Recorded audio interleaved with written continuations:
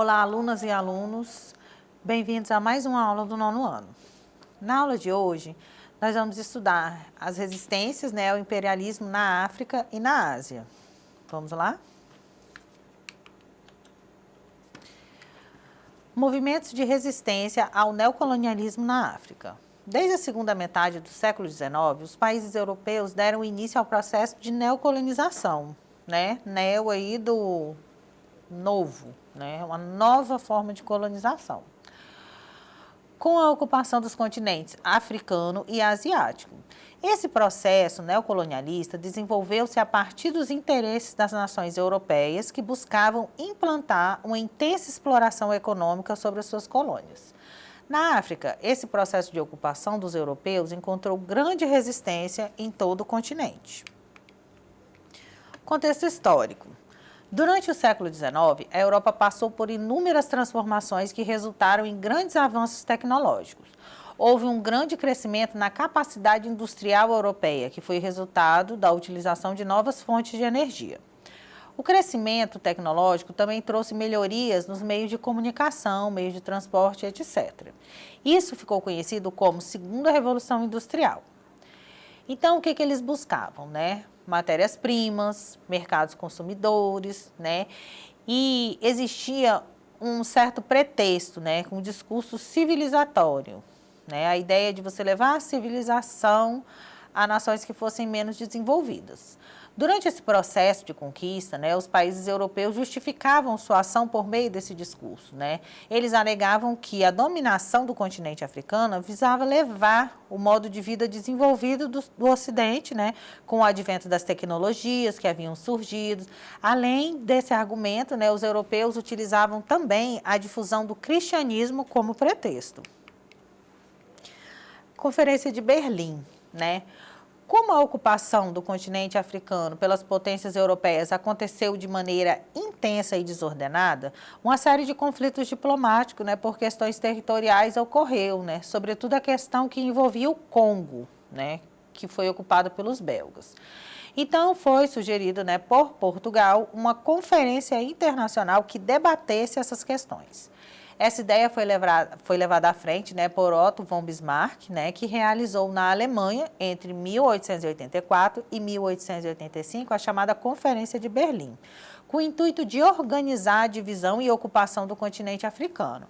Ao todo, participaram 13 nações, Alemanha, Reino Unido, França, Portugal, Espanha, Bélgica, Holanda, Suécia, Áustria-Hungria, Itália, Dinamarca, Estados Unidos e o Império Otomano. Diante dessa partilha aí da África, houveram os movimentos de resistência.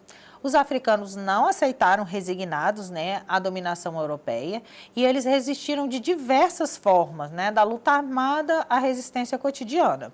No território argelino, por exemplo, os nativos, sob o comando de Abd al-Eladir, resistiram às invasões francesas de 1834 a 1847, quando foram vencidos por um exército de cerca de 100 mil homens.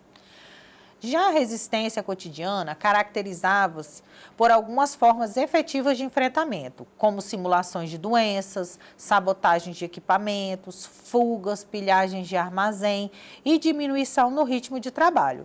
Entre os séculos XIX e XX, muitas ações de resistência tiveram destaque, caracterizadas por um forte sentimento religioso, por motivações econômicas ou ainda por divergências culturais.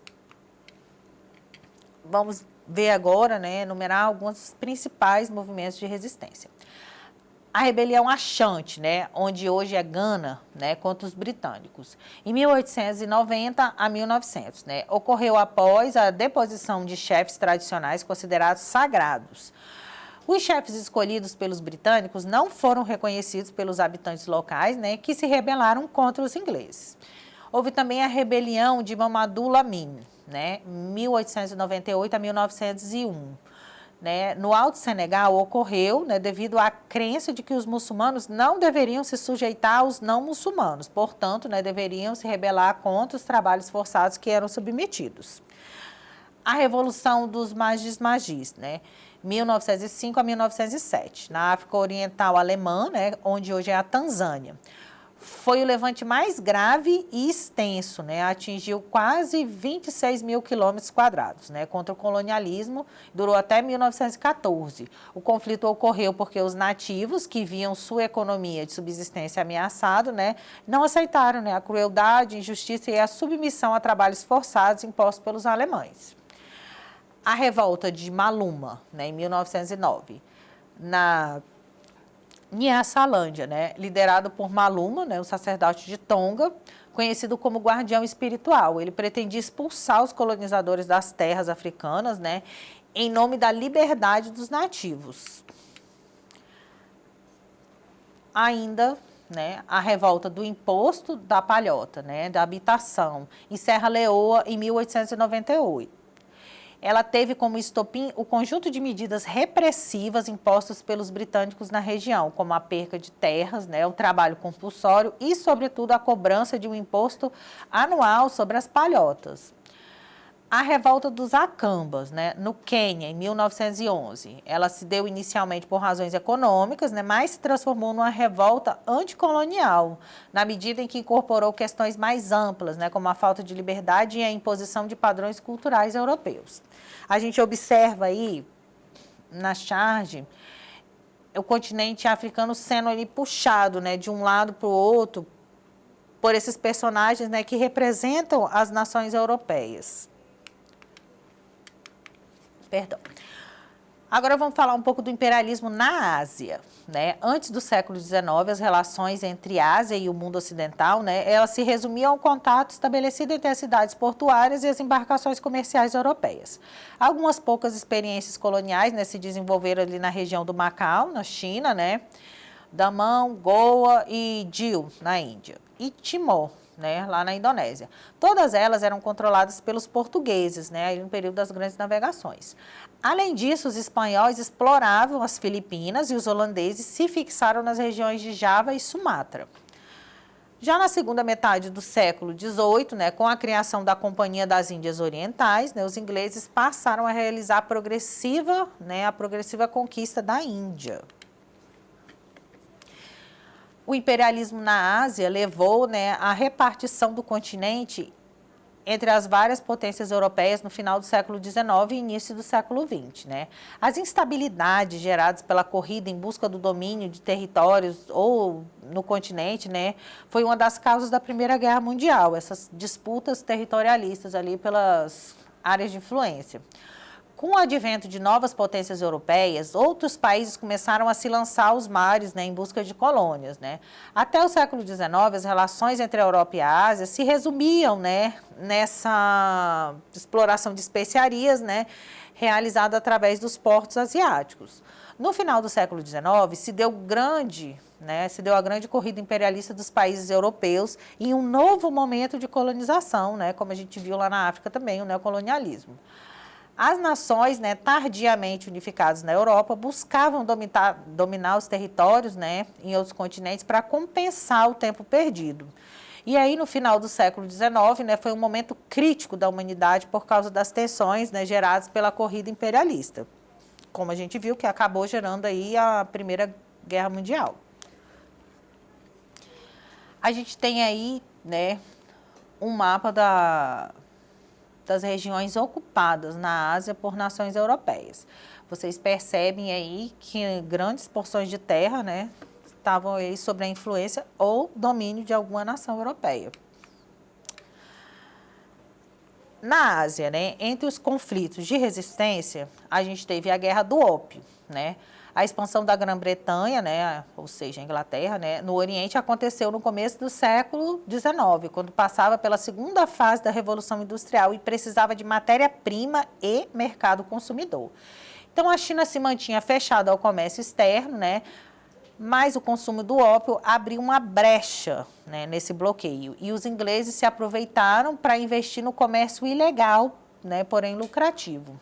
As duas guerras do ópio aconteceram entre a Grã-Bretanha e a China, né? E os britânicos queriam abrir a economia oriental para os seus produtos. Os chineses, por sua parte, né, queriam afastar a presença estrangeira.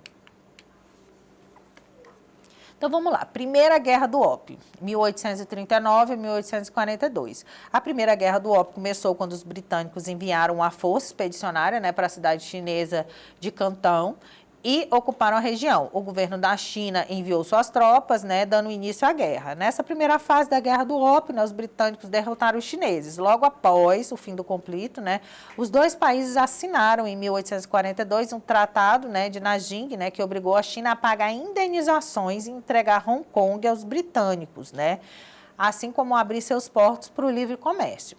Na Segunda Guerra do Ópio, 1856 a 1860, os britânicos venceram, né, a Primeira Guerra do Ópio e impuseram sua presença no território chinês, né, ampliando o comércio de seus produtos. A China reagiu à tentativa inglesa de expandir seu domínio ainda mais, né, sobre o território. E em 1856, né, se dava início à Segunda Guerra do Ópio. As consequências da Guerra do Ópio foram a presença dos ingleses no Oriente e a abertura dos portos chineses, né, para a entrada de produtos externos na economia da China. A ilha de Hong Kong, né, pertenceu à Grã-Bretanha até 1997, né, quando foi devolvida aos chineses. Na Índia, né, a Índia foi ocupada gradativamente por ingleses e franceses a partir do século XVIII. No entanto, os franceses tiveram que renunciar e conquistar mais territórios dessa região após a Guerra dos 7 Anos. Assim, as zonas pertencentes à Grã-Bretanha ficaram sob a administração da Companhia das Índias Orientais, enquanto outras eram gestionadas, né, por o regime de protetorado. Como consequência, os alimentos se escassearam, né, e houve fome no campo. Essa situação, aliada às crescentes medidas discriminatórias impostas pelas autoridades britânicas, levavam a sublevações como a revolta dos Chipaios, né, ocorrida em 1857. Os indianos foram derrotados, né, 2 anos depois, e entre, né, as consequências da revolta esteve o endurecimento do poderio inglês. Como consequências do imperialismo, né, ou neocolonialismo, a gente destaca, né, num primeiro ponto, né, a partilha artificial, né, que foi realizada no continente africano, né, e o resultado dessa divisão foi os conflitos étnicos, né, que resultaram disso. Um caso simbólico, né, dos problemas étnicos oriundos dessa divisão artificial de fronteiras, né, foi o caso, né, lá de Ruanda, né, o caso ruandês, onde a rivalidade entre os Hutus e os Tutsis, né, teve seu desenvolvimento durante o período da colonização belga, e o resultado foi o ódio étnico, né, que gerou um genocídio de grandes proporções na década de 1990. Né. As fronteiras da África, elas foram divididas sem levar em conta, né, as rixas, né, as nações inimigas ficaram sobre o mesmo território, e isso causa, né, um problema seríssimo até hoje na África. Outra consequência importante desse processo foi o aumento da rivalidade, né, entre as nações europeias. A corrida, né, por ocupação de territórios na África e na Ásia estava no centro, né, do interesse das nações, e por isso gerou muito atrito, né, acirrou as rivalidades e, inclusive, né, foi considerado um dos fatores causadores da Primeira Guerra. A gente tem aí na charge, né, um exemplo dessa questão imperialista, né? A gente tem aí primeiro aí o tio Sam, né, carregando aí povos aí na cesta, e ali, né, um inglês, seria um lord inglês carregando, né, outros povos nas costas. Vamos exercitar o que nós aprendemos na aula de hoje? A Primeira Guerra do Ópio, 1840 a 1842, teve como uma de suas consequências: letra A maior penetração do imperialismo inglês na China. Letra B, fechamento dos portos da China ao comércio ocidental. Letra C, a eliminação da influência colonialista francesa na China. Letra D, a queda do sistema do mandarinato na China. Vamos conferir. A resposta certa, né, é a letra A, né, como consequência da Guerra do Ópio, né, a maior penetração do imperialismo inglês na China, né, a abertura dos portos. Meninas e meninos, por hoje é só, né, muito obrigada por assistirem mais umas aulas. Para ter acesso a esse e demais conteúdos, acesse a plataforma Eduque. Até a próxima aula.